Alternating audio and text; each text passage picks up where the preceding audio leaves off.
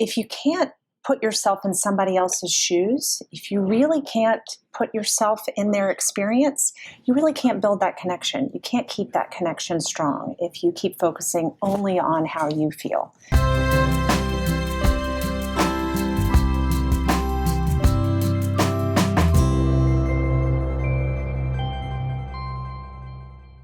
So from a scientific perspective, what does it take to make a relationship work? And you hear all these things like never go to bed angry, like all these ideas. So what does it take?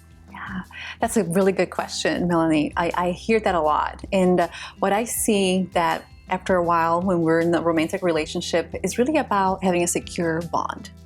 Being that safe base for your partner, that your partner can come to in a time of need and distress, and you're going to be emotionally present. It's really hard when we get into a routine and we have kids and work, we get disconnected.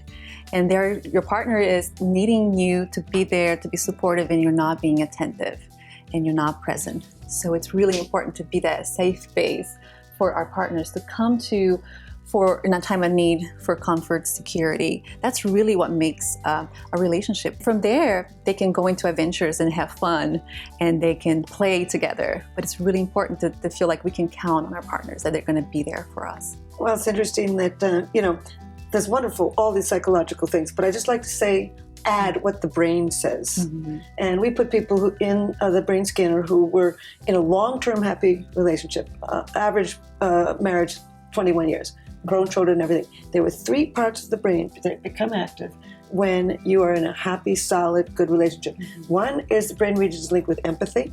Mm-hmm. The second is brain regions linked with controlling your own emotions. Mm-hmm. And the third is this brain region linked with positive illusions, the ability to overlook what you don't like about the person and focus on what you do. Wow, that's really interesting. That makes a lot of sense. And the psychological and the biological work together. Yeah. Right. That emotional presence is the empathy center of the brain. Yeah. To be able to connect and be able to control to your emotions, to not overreact. Kind of tune in and be aware, as we're talking about that, being aware of your emotions and how you're impacting your partner. Well, you take yourself in there, right?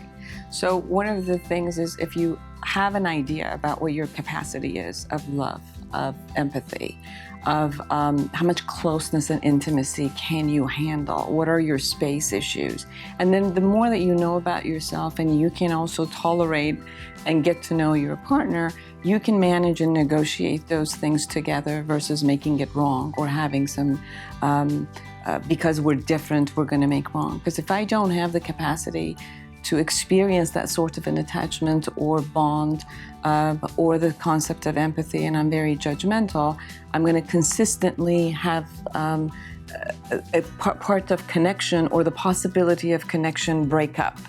And then I go into the breakup and make those wrong and create negative resentment. If you can't put yourself in somebody else's shoes, if you really can't put yourself in their experience, you really can't build that connection. You can't keep that connection strong if you keep focusing only on how you feel.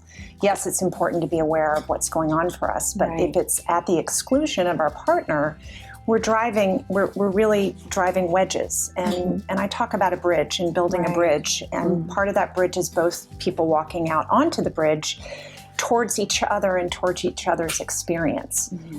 And I think empathy is kind of the core of being able to connect to somebody else. And I think that's what we want in the end, is that connection. So interesting that you're dividing the relationship from the partner.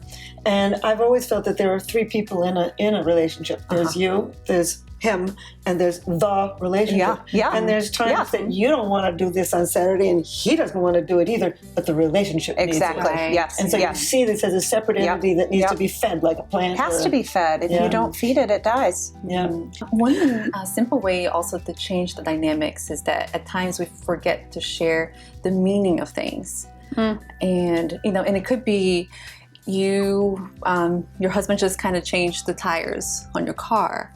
Just kind of like sharing what that meant. What did that mean to you? It meant a lot that you did this. I had such a busy day. I didn't know how I was going to get that done. And you stepped up without even me asking. that meant a lot.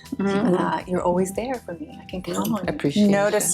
Noticing the positive. T.S. Eliot once said, I had the experience but missed the meaning. Find the meaning. Yeah. Novelty is what will help to keep your relationship going. Being interesting to your partner, being curious about them, spending time with them, and making sure that you're always aware that it's your responsibility to create a happy life.